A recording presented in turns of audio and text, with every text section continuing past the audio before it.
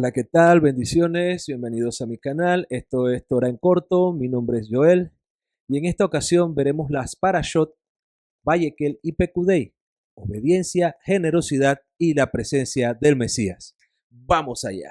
Ok, ya estamos en las últimas porciones del libro de Éxodo y le damos gracias al Dios eterno, creador y soberano del universo por haber podido culminar ya el segundo libro de Moisés. Y bueno, Vayekel y Pekudei son dos porciones que normalmente se leen juntas. Vayekel significa y reunió o y congregó, y se encuentra en el libro de Éxodo capítulo 35, verso 1, hasta el capítulo 38, verso 20. Y en esta porción Moisés reúne al pueblo de Israel para comenzar la construcción del tabernáculo. Por otro lado, Pekudei significa cuentas, registros o inventario y abarca desde el capítulo 38, verso 21 del libro de Éxodo hasta el capítulo 40, verso 38. Aquí se presentan los registros de los materiales usados en el tabernáculo y se describe cómo finalmente se completa la obra y la gloria de Dios llena el santuario. Estas porciones muestran cómo un pueblo restaurado responde a Dios con obediencia y generosidad. El tabernáculo se convierte en el lugar donde el Eterno habita entre ellos, y los apóstoles enseñan que todo esto era sombra de una realidad mayor, que se cumple en Yeshua y en el pueblo que ahora se convierte en templo del Espíritu. En Éxodo capítulo 35, entre los versos 1 y 3, tenemos que el pueblo es reunido y se le recuerda el Shabbat. Moisés reúne a toda la congregación de Israel y lo primero que recuerda es el mandamiento del Shabbat. Antes de hablar de la obra del tabernáculo, Dios establece que el descanso santo debe guardarse. Incluso la obra sagrada no debía reemplazar la obediencia al mandamiento divino. Yeshua enseña el propósito verdadero del Shabbat cuando dice en Marcos 2:27 que el Shabbat fue hecho por causa del hombre. El descanso apunta a algo más profundo que una pausa semanal. Señala el descanso espiritual que el Mesías trae. La carta a los Hebreos capítulo 4 versículos 9 y 10 explica que todavía permanece un reposo para el pueblo de Dios, un descanso que se encuentra plenamente en la obra redentora de Yeshua. En Éxodo capítulo 35, entre los versos 4 al 29, Moisés pide al pueblo traer una ofrenda voluntaria para la construcción del tabernáculo: oro, plata, bronce, telas, madera, aceites. Todas estas cosas son traídas por todos aquellos cuyo corazón es movido. La construcción del santuario no surge de la imposición, sino de un pueblo cuyo corazón ha sido transformado. Este principio aparece nuevamente en las enseñanzas apostólicas. La segunda carta del apóstol Pablo a los Corintios, capítulo 9, verso 7, declara que cada uno debe dar como propuso en su corazón, porque Dios ama al dador alegre. La obra de Dios siempre avanza cuando el corazón del pueblo responde con gratitud y generosidad. En Éxodo capítulo 35, versículo 30 hasta el capítulo 36, verso 2, vemos que Bezalel y Aholiab son llenos del Espíritu de Dios, con sabiduría, inteligencia y conocimiento, para realizar la obra del tabernáculo. Dios no solo da instrucciones, también capacita a las personas para cumplirlas. En el nuevo pacto, el mismo principio aparece. En la primera carta a los Corintios, capítulo 12, entre los versos 4 al 7, Pablo enseña que hay diversidad de dones, pero que el Espíritu es el mismo. Efesios 2:10 declara que somos creados en el Mesías para buenas obras.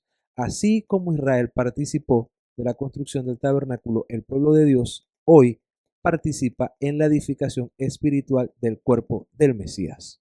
En Éxodo capítulo 36, entre los versos 3 al 7, vemos que el pueblo da con tal generosidad que los artesanos le informan a Moisés que había más material del necesario y Moisés tiene que ordenar que dejaran de traer ofrendas. Esto muestra un cambio profundo en el corazón del pueblo después del pecado del becerro de oro. La restauración produce generosidad.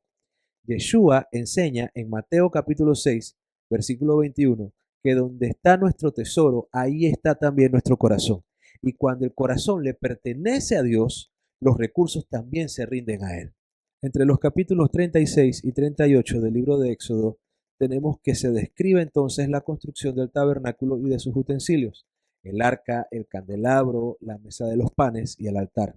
El autor de Hebreos, en el capítulo 8, versículo 5, explica que el tabernáculo terrenal era una figura de la realidad celestial.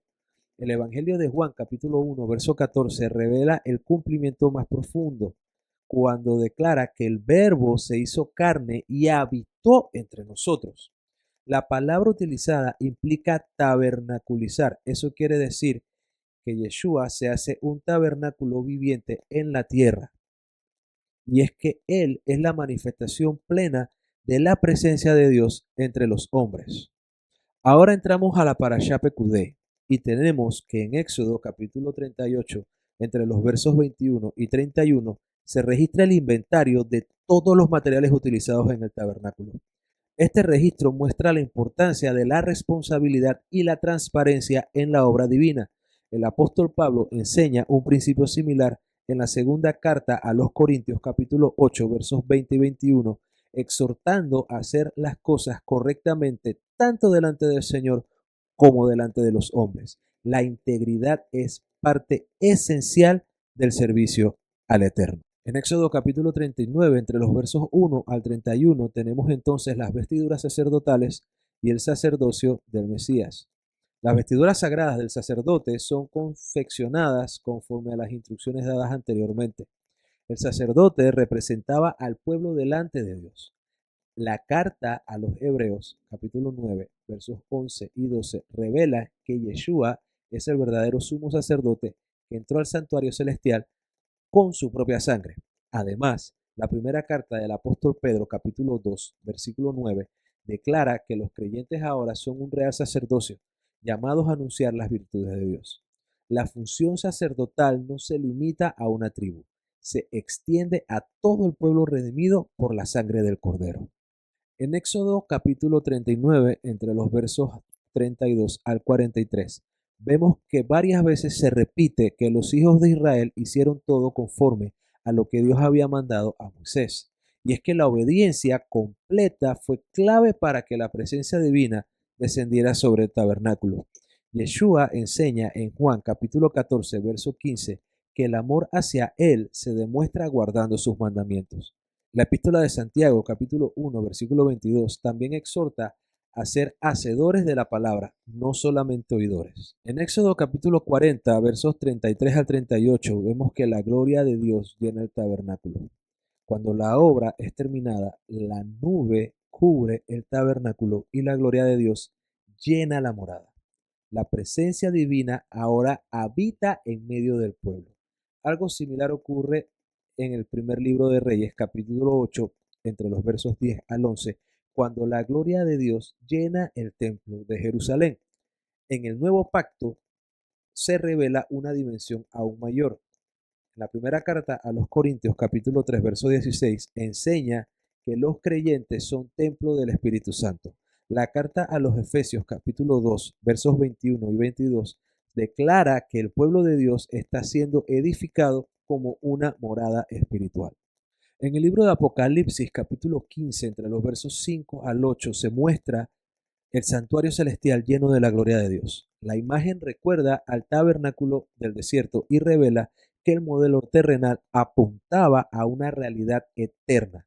La presencia divina que llevó el tabernáculo es la misma gloria que un día llenará toda la creación. Las Parashot Vayakel y Pekudei muestran cómo un pueblo restaurado responde a Dios con obediencia, generosidad y servicio.